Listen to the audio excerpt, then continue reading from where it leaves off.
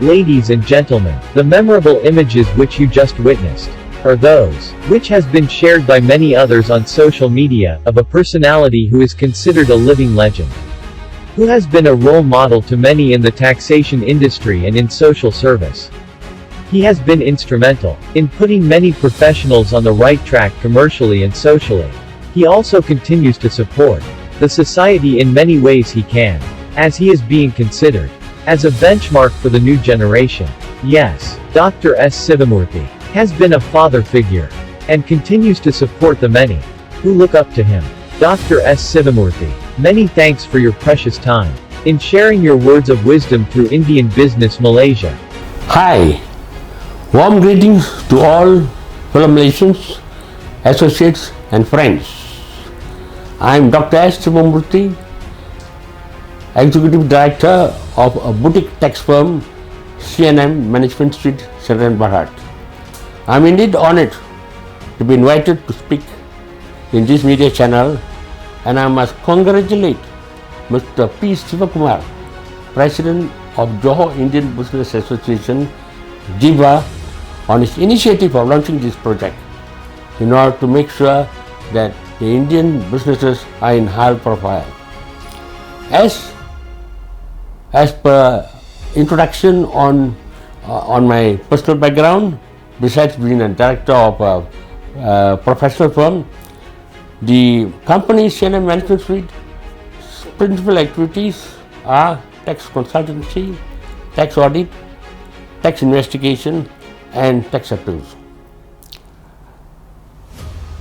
I have an honors degree in economics from University of Malaya and masters in management from Asian Institute of Management, Philippines, which is often referred to as Harvard of the East, and a PhD in the California University for Advanced Studies, Petaluma, United States.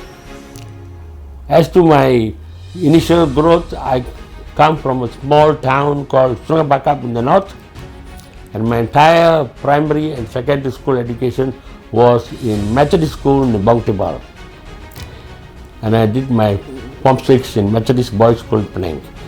In the anniversary of 120 years of Methodist School, I was nominated as a distinguished pupil in 2018. Now, coming back to my activities in University of Malaya, I was the Deputy President of University of Malaya Public Administration Club, referred to as AMPAC, Publications Secretary of University of Malaya Hindu Association, and my 3-year stay in Pippin Hostel was actually a catalyst that sparked my interest and passion to elevate and uplift the minority communities in the country, particularly minority communities. Well, having served the Inland Revenue Department for over 20 years, I took an optional retirement as Assistant Director in 1993. My contribution to the literary development, my essay submitted to the Commonwealth Association of Tax Administrators, was highly commended by the panelists, and I published various articles in local and international journals, namely Asian Manager, Bulletin Hasil, Tax National, and I also lectured the Diploma in Management program for Malaysian Institute of Management in 1993 to 1994. Was a regular speaker at budget seminars and also seminars organized by professional bodies.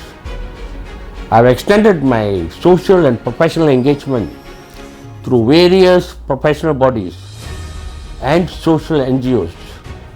Namely, I was advisor to Johor Indian Business Association, JIBA, first chairman of Malaysian Institute of Taxation, Johor, which is now referred to as Chartered Tax Institute of Malaysia, past chairman for Education Welfare Research Foundation, EWRF, active Rotarian since 1993, and was the 59th president of Rotary Club of Johor Bahru 2010-2011. Incidentally, Rotary Club of Johor Bahru is the premier club in District 3310. My Rotary involvement at district level includes, among many, Chairman of the Dengue Control Committee in 2011, District Chairman for the Audit Committee under 2 past district governors, and currently I am the Assistant Governor in the District 3310 Johor Melaka for 21-22.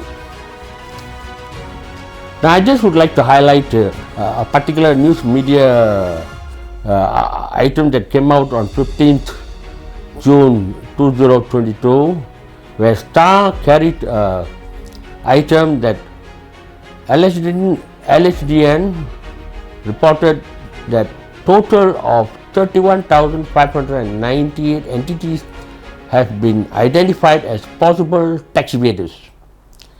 LHDN identified 23,000 individuals and 8,000 companies that have yet to declare an income of almost 650 million. The amount estimated that has been lost according to the government source is some 600 million. Now these entities are identified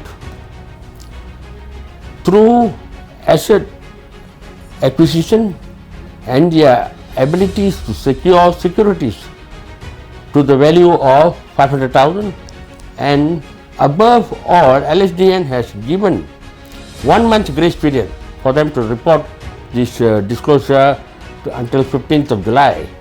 Now after that, they have an enforcement period where LHDN can take tax, can impose penalties, even take taxpayers to take a civil suit or conduct a tax audit or investigation on these cases.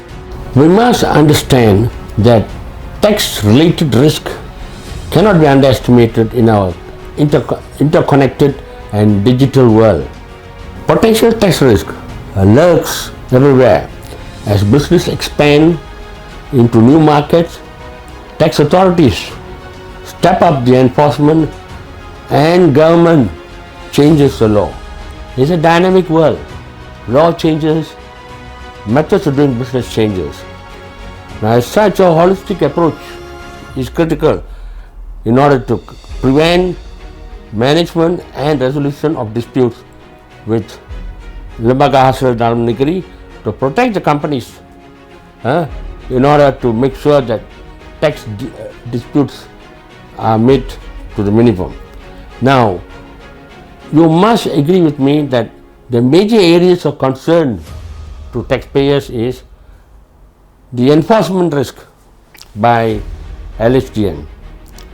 The authorities are always taking a tough stand when it comes to enforcement activities, especially cross-border transactions, where they invoke transfer pricing, the digitalization of the tax collection, and increased sharing of information between countries, including bank accounts in overseas countries, are made known among the various tax authorities. And it is not relevant if you say we only consider domestic bank accounts. You have to also include foreign bank accounts when a disclosure has to be made. You have to look at the contractual obligation and the terms of the deductible issues. Other issues include permanent establishment issues and links. Now, ladies and gentlemen, Inland Revenue Department has various enforcement tools. It conducts tax audit, tax investigation, and this covers 7 years for every exercise. In this respect, I have authored a book called Insider's Guide to Inland Revenue investigation, which according to the past president of Chartered Tax Institute of Malaysia, S.M. Tanamalai, says that it's an invaluable guide to all practitioners and taxpayers.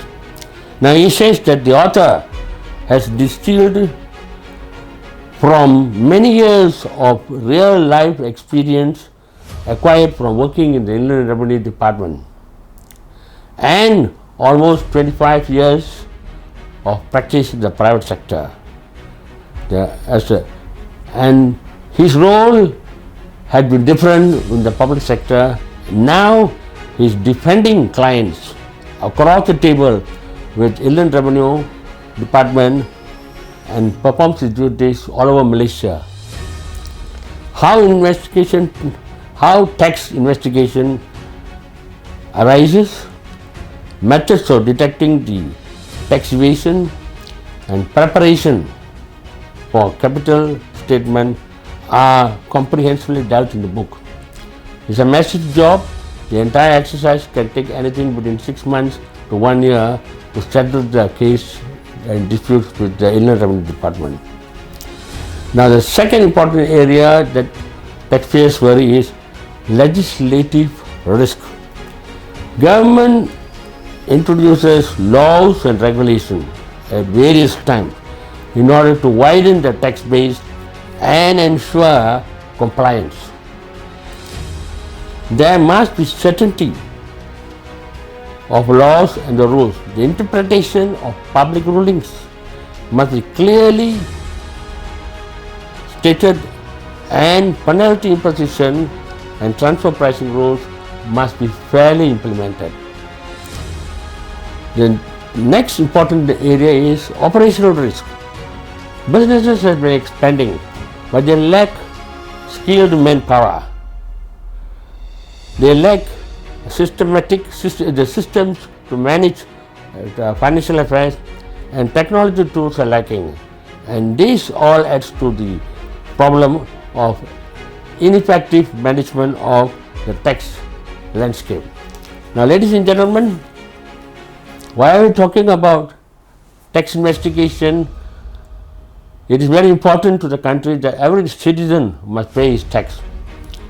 And equally important is tax revenue collected should be well spent in order to increase the compliance rate. It has been known that how the government revenue is spent, and it's a function of compliance rate.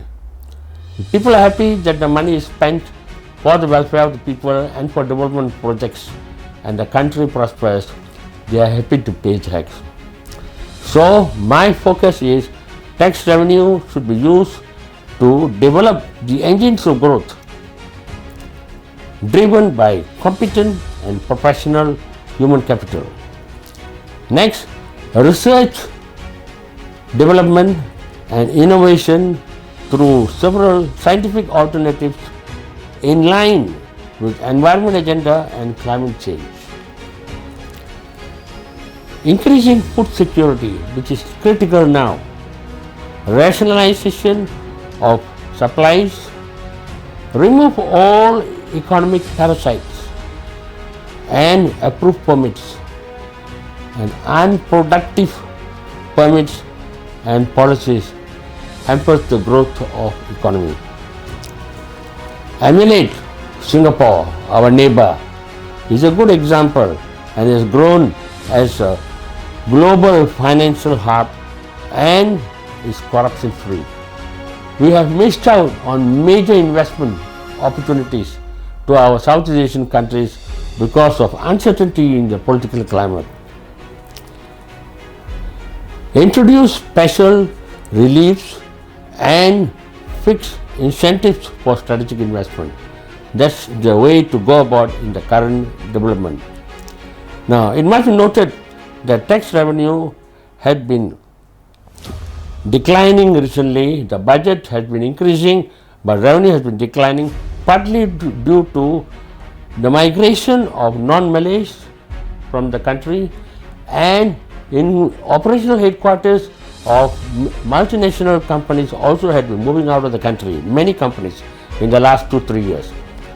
It is prudent to relook at the current tax system. It is noted that 65% of the Malays are opting to pay zakat to the Islamic religious bodies. With the Malay population increasing at a very fast rate, it is inevitable. Policymakers must have a strategy, shall I say a monumental task, to change the tax pattern to meet the increasing operating and development expenditure. And that's the only way to go to ensure that there will be growth and the funds are used for both development and operating expenditure. In conclusion, ladies and gentlemen, we need professionals and not politicians in the government to realize the Vision 2050. Thank you.